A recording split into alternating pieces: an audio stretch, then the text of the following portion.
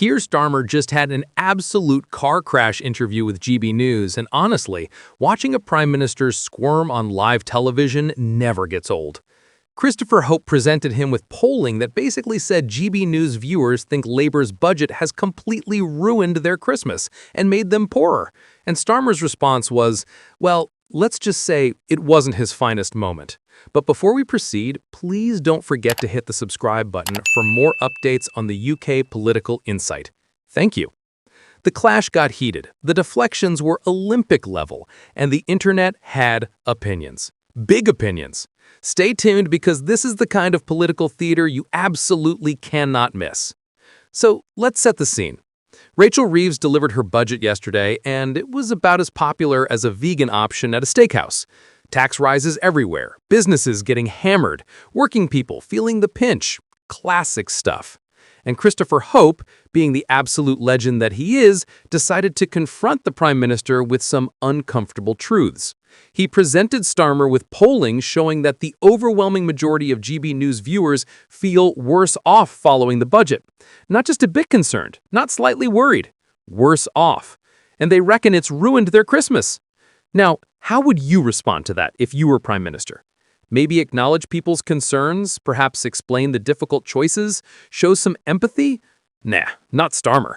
He went straight into defensive mode with a response that could be copy-pasted from any generic political playbook.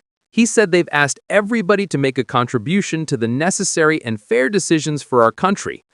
Everybody making a contribution. That's politician speak for, we're taking your money and you're gonna smile about it. But then he pivoted to the classic move, the NHS shield. He told GB News viewers that the money is going to protect the NHS, which will be a huge concern of theirs, to make sure that when they and their families need it, hopefully not over Christmas, but when they do, it's protected for them. The NHS card. It's like the political equivalent of playing your ace, except everyone's seen this trick before and it's getting old. Yes, we all love the NHS. Yes, we want it protected. But you can't just wave the NHS flag every time someone questions whether your policies make sense. Here's the thing about that response. It's simultaneously patronizing and evasive. Patronizing because he's essentially telling people their concerns about being worse off are invalid because, hey, at least you've got the NHS. Evasive because he's not actually addressing whether the budget has made people poorer. He's just changing the subject to something more comfortable. It's like if your mate borrowed 50 quid and when you ask for it back, they say, well, at least we're still friends though, right? But Christopher Hope wasn't done. Oh no, he went in for round two with an absolutely devastating question. Prime Minister, you are raising taxes and giving the money from working people to those on benefits. How can that be right? Now that is a question that cuts straight to the heart of the issue. You're taking money from people who work and redistributing it to people who don't. Explain that. And this is where Starmer properly snapped back. You could hear the irritation in his voice. No, it's going to our NHS. It's going to our schools. It's going across our living measures. NHS again. Schools this time. Living measures, whatever those are. But then he dropped what he clearly thought was his mic drop moment. He said he won't apologize for the fact that they're lifting 500,000 children out of poverty. He doesn't want to live in a country where children pay the price for poverty. Using children as a shield in political debate is an interesting strategy. It's effective because who's going to argue against helping children? You'd sound like a monster. But it's also transparent as glass. The question was about taking money from working people and giving it to those on benefits. Starmer didn't actually answer that question. He just said, think of the children and hope everyone would nod along. It's deflection dressed up as moral superiority. Let's break down what actually happened here because the optics are terrible for Starmer. He went on GB News, got confronted with polling showing their viewers think he's made them poorer and ruined Christmas, and his response was, essentially, yeah, but NHS and children though. That's not reassuring people. That's not addressing their legitimate concerns about their household budgets. That's political theater of the most obvious kind.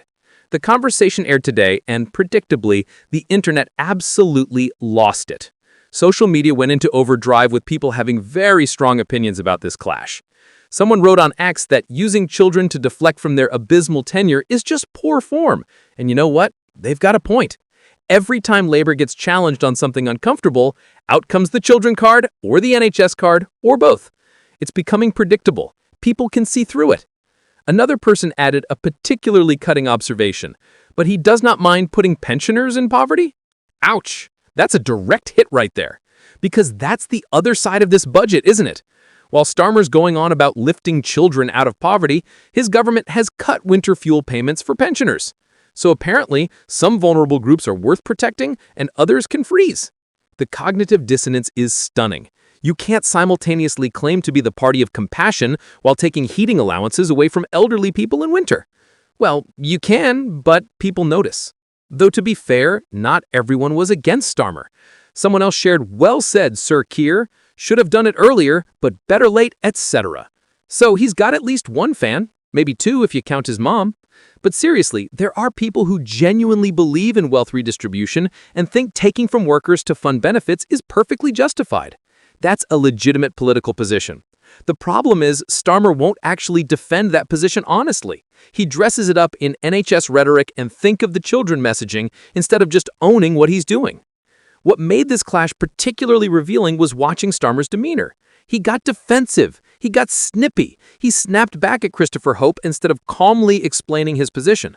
That tells you he knows the polling is bad. He knows people are angry, and he doesn't have a good answer beyond repeating his talking points louder and hoping that counts as conviction.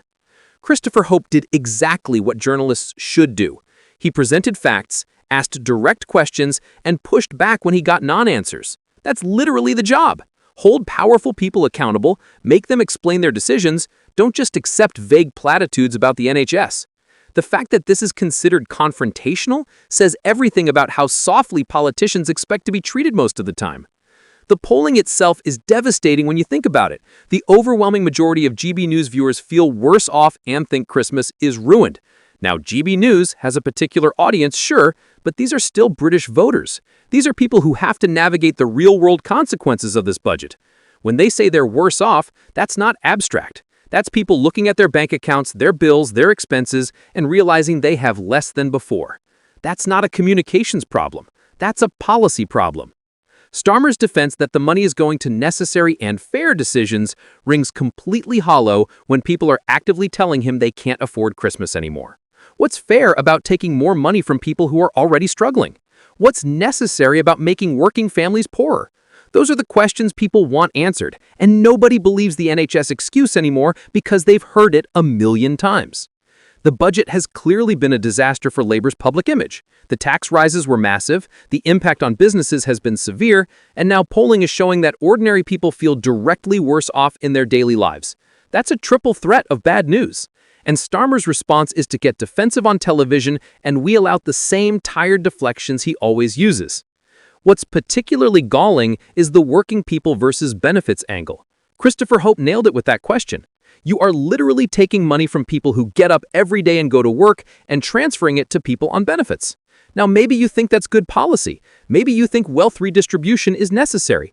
But you can't pretend that's not what's happening. You can't say, no, actually, it's going to the NHS, when we can all see where the money's going. We're not stupid. 500,000 children being lifted out of poverty sounds great on paper, really does. But how are you defining poverty? What's the mechanism? Is this actually lifting them out or just changing the metrics? And more importantly, why does it have to come specifically from working people's pockets through increased taxation? These are fair questions that deserve real answers, not emotional appeals. The pensioner point that someone raised on social media is genuinely devastating for Labour. You cannot claim moral high ground about protecting vulnerable groups while simultaneously cutting support for elderly people in winter. That's not nuanced policy, that's hypocrisy. Either you protect the vulnerable or you don't. Picking and choosing which vulnerable groups deserve help based on political convenience is precisely what people hate about politicians. Watching Starmer clash with Christopher Hope reveals something important about this government. They're not prepared for sustained scrutiny. They thought winning a massive majority meant they could do whatever they wanted and people would just accept it. But people aren't accepting it. They're angry. They're worse off. And when confronted with that anger, Starmer has nothing except NHS, schools, and children. That's not governing. That's marketing.